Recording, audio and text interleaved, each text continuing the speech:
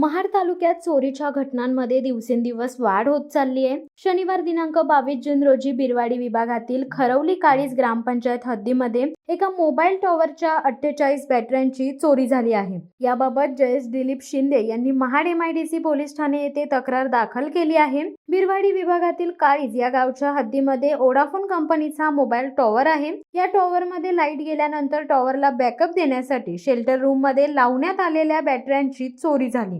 एकूण 3,36,000 रुपये किमतीचा मुद्देमाल चोरांनी लंपास केला आहे।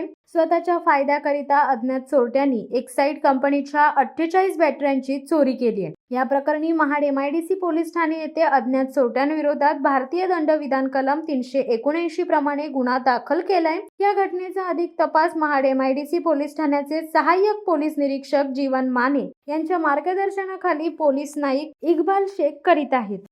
शिवसत्ता टाइम्ससाठी रेश्मा माने, महाड। दे धडक बेधडक वृत्त देणाऱ्या आपल्या शिवसत्ता टाइम्स न्यूज चॅनलला लाल बटन दाबून सबस्क्राईब करा आणि बेल आयकॉनला क्लिक करायला विसरू नका।